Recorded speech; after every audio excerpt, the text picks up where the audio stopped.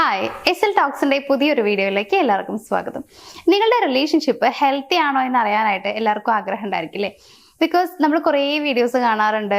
അപ്പൊ അതിൽ ഓരോന്നിലും ഓരോ കാര്യങ്ങൾ പറയുന്നുണ്ട്. ചില കാര്യങ്ങളൊക്കെ നമുക്ക് എൻ്റെ റിലേഷൻഷിപ്പിൽ ഉള്ളതാണ് എന്നൊക്കെ തോന്നാറുണ്ട്.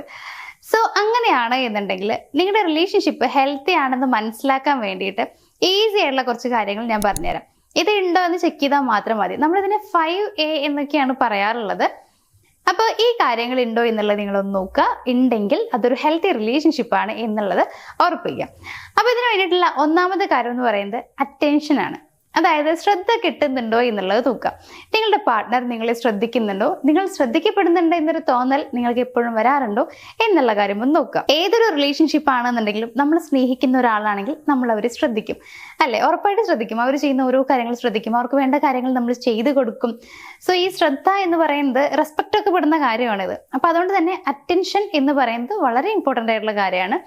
അപ്പൊ നിങ്ങളുടെ റിലേഷൻഷിപ്പിൽ നിങ്ങളുടെ പാർട്ട്ണർ നിങ്ങൾക്ക് അറ്റൻഷൻ തരുന്നുണ്ടോ എന്നുള്ളത് നോക്കുക. അവരിങ്ങോട്ട് തരുന്നുണ്ടെന്ന് മാത്രമല്ല കേട്ടോ, അങ്ങോട്ടും നിങ്ങൾ അവരെ ശ്രദ്ധിക്കുന്നുണ്ടോ എന്നുള്ളത് ഒന്ന് ചെക്ക് ചെയ്യുക. രണ്ടാമത്തെ ഒരു കാര്യം എന്ന് പറയുന്നത് അക്സെപ്റ്റൻസ് ആണ്. അതായത് നിങ്ങൾക്ക് നിങ്ങളായി തന്നെ ആ ബന്ധത്തിൽ നിൽക്കാൻ പറ്റുന്നുണ്ടോ എന്നുള്ള കാര്യം. ഇത് കുറെ പേർക്ക് കഴിയാറില്ല.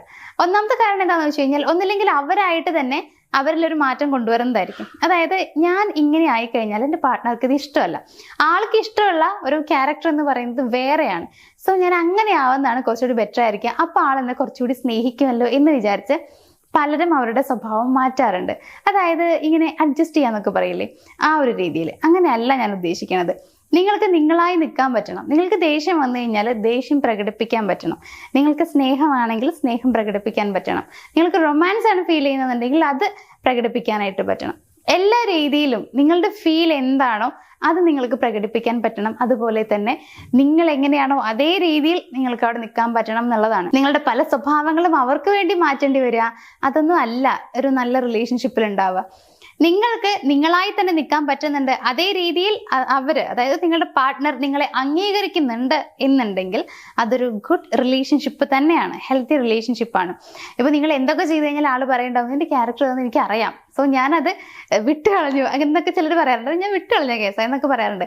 അത് ചുമ്മാ അവരൊരു തമാശയ്ക്ക് പറയണതാണ്. പക്ഷെ നീ ഇങ്ങനെയാണെന്നുള്ളത് എനിക്ക് അറിയാം, പിന്നെ ഇപ്പൊ കുഴപ്പമില്ലല്ലോ, നിന്റെ സ്വഭാവം ഇതാന്ന് എനിക്ക് അറിയാലോ എന്ന് പറയുമ്പോൾ അവരത് അക്സെപ്റ്റ് ചെയ്തിരിക്കുന്നു എന്നാണ് അർത്ഥം. അതായത് നമ്മൾ എങ്ങനെയാണെന്നുള്ളത് ആൾക്ക് അറിയാം, ആൾക്ക് അതൊരു പ്രശ്നമല്ല എന്ന് വേണം നമ്മൾ മനസ്സിലാക്കാനായിട്ട്. സോ ഇങ്ങനെ നിങ്ങളെ അവർ അക്സെപ്റ്റ് ചെയ്തിട്ടുണ്ടോ, നിങ്ങൾക്ക് നിങ്ങളായി ആ റിലേഷൻഷിപ്പിൽ തുടരാൻ പറ്റുന്നുണ്ടോ എന്നുള്ളത് നോക്കുക. ഉണ്ടെങ്കിൽ അതൊരു ഹെൽത്തി റിലേഷൻഷിപ്പ് തന്നെയാണ്. ഇനി മൂന്നാമത്തെ ഒരു കാര്യം എന്ന് പറയുന്നത് അപ്രിസിയേഷൻ ആണ്. അഭിനന്ദനങ്ങൾ നൽകുക എന്ന് പറയും. ഇപ്പോൾ ഈ ഒരു അഭിനന്ദനത്തിന് വലിയ പ്രാധാന്യമുണ്ടോ എന്നുള്ളത് പലരും വിചാരിക്കാറുണ്ട്.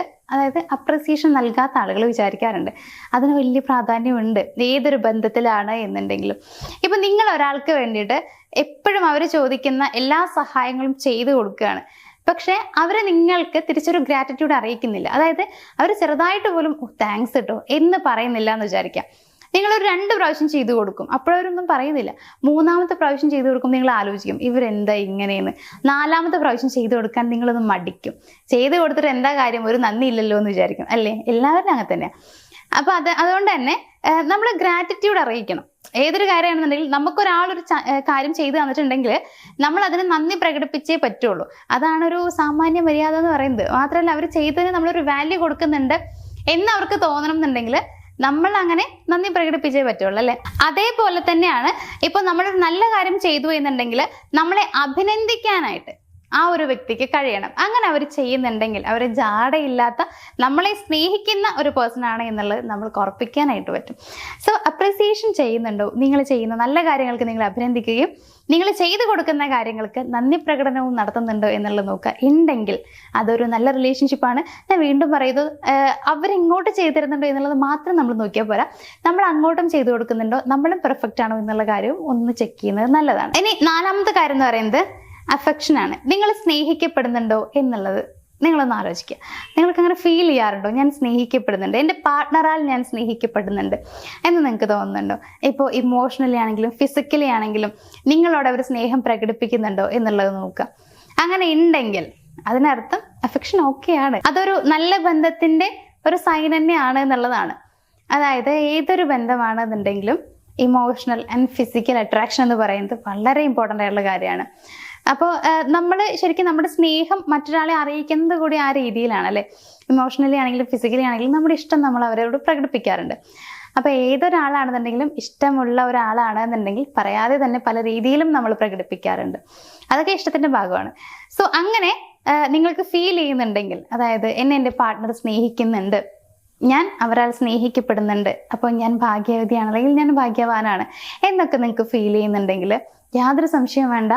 അത് അവരുടെ ആ ഒരു സ്നേഹപ്രകടനത്തിലൂടെ നിങ്ങൾക്ക് മനസ്സിലാക്കാൻ പറ്റുന്ന അല്ലെങ്കിൽ നിങ്ങൾക്ക് തോന്നുന്നൊരു കാര്യമാണ്. നിങ്ങളുടെ ഉള്ളിൽ നിങ്ങൾക്ക് തോന്നുന്നൊരു കാര്യമാണ്, അത് സത്യമായിരിക്കും. അപ്പോൾ അങ്ങനെ ഒരു ഫീൽ നിങ്ങൾക്ക് വരുന്നുണ്ടെങ്കിൽ പേടിക്കണ്ട, അതൊരു ഹെൽത്തി റിലേഷൻഷിപ്പ് തന്നെയാണ്. ലാസ്റ്റ് പോയിന്റ് എന്ന് പറയുന്നത് അലോയിങ് ആണ്. അതായത് വേറെ ഒന്നല്ല ഉദ്ദേശിക്കുന്നത്. ഇപ്പോൾ നിങ്ങളും നിങ്ങളുടെ പാർട്ട്ണർ എന്ന് പറയുമ്പോൾ രണ്ട് ഡിഫറെൻ്റ് ആയിട്ടുള്ള പേഴ്സൺസ് ആണ്. നിങ്ങൾക്ക് രണ്ടുപേർക്കും നിങ്ങളുടെ കാഴ്ചപ്പാടുകളും എല്ലാം ഡിഫറെൻ്റ് ആണ്. നിങ്ങളുടെ ആഗ്രഹങ്ങളും ലക്ഷ്യങ്ങളും ഒക്കെ വ്യത്യസ്തമാണ്. പക്ഷേ ആ ഒരു റിലേഷൻഷിപ്പിൽ നിന്നുകൊണ്ട് നിങ്ങളുടെ വളർച്ച, അതായത് നിങ്ങൾക്ക് ഉയരങ്ങളിലേക്ക് എത്തണമെന്നുണ്ടായിരിക്കും. അപ്പൊ അതിന് സാധിക്കുന്നുണ്ടോ, നിങ്ങൾക്ക് ഗ്രോ ചെയ്യാൻ പറ്റുന്നുണ്ടോ എന്നുള്ളത് നോക്കുക എന്നുള്ളതാണ്. അവരതിനെ അനുവദിക്കുന്നുണ്ടോ എന്നുള്ളത് നോക്കുക. മേ ബി നിങ്ങളുടെ ആഗ്രഹങ്ങൾക്ക് ആ ഒരു പേഴ്സണ് വലിയ രീതിയിലുള്ള താല്പര്യം ഉണ്ടായിക്കൊള്ളണമെന്നില്ല, അവർക്ക് അംഗീകരിക്കാൻ കഴിയുന്നതാവില്ല ചിലപ്പോൾ. പക്ഷെ നിങ്ങളുടെ ഇഷ്ടമല്ലേ, നിങ്ങളുടെ ലൈഫല്ലേ എന്ന് മനസ്സിലാക്കിയിട്ട് ആ ഒരാൾ അതിന് സമ്മതിക്കുന്നതായിരിക്കും അല്ലേ. അപ്പൊ എങ്ങനെയാണെങ്കിലും നിങ്ങളുടെ ഇഷ്ടത്തിനനുസരിച്ച് നിങ്ങളുടെ ജീവിതം മുന്നോട്ട് കൊണ്ടുപോകാൻ പറ്റുന്നുണ്ടോ, നിങ്ങൾക്ക് ഗ്രോ ചെയ്യാൻ പറ്റുന്നുണ്ടോ എന്നുള്ളത് നോക്കാം. അതിന് ഉള്ള അനുവാദം അവിടുന്നുണ്ടെങ്കിൽ, അല്ലെങ്കിൽ അവർക്ക് അതിന് യാതൊരു പ്രശ്നവുമില്ല, നിങ്ങൾക്ക് അതിന് പറ്റുന്നുണ്ടെങ്കിൽ അതൊരു നല്ല റിലേഷൻഷിപ്പാണ്, യാതൊരു സംശയവും വേണ്ട. അപ്പൊ ഇത്രയും കാര്യങ്ങൾ ഈ 5A കാണുന്നുണ്ടെങ്കിൽ നിങ്ങൾക്ക്, ഞാൻ പറഞ്ഞല്ലോ പേടിക്കണ്ട, ബാക്കിയുള്ളതൊന്നും നിങ്ങൾ നോക്കണ്ട.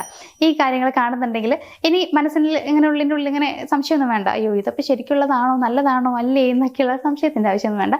നല്ല റിലേഷൻഷിപ്പ് ആണെന്ന് നിങ്ങൾ ഉറപ്പിച്ചോളൂ. അപ്പോൾ ഇനി നിങ്ങൾ ചെയ്യേണ്ടത് ഇതേപോലെ തന്നെ മുന്നോട്ട് കണ്ടിന്യൂ ചെയ്യുക എന്നുള്ളതാണ്. അതായത് പ്രത്യേകിച്ച് പ്രശ്നങ്ങളൊന്നും ഇല്ലാണ്ട് നല്ല രീതിയിൽ മുൻപോട്ട് കൊണ്ടുപോകാനായിട്ട് ശ്രമിക്കുക.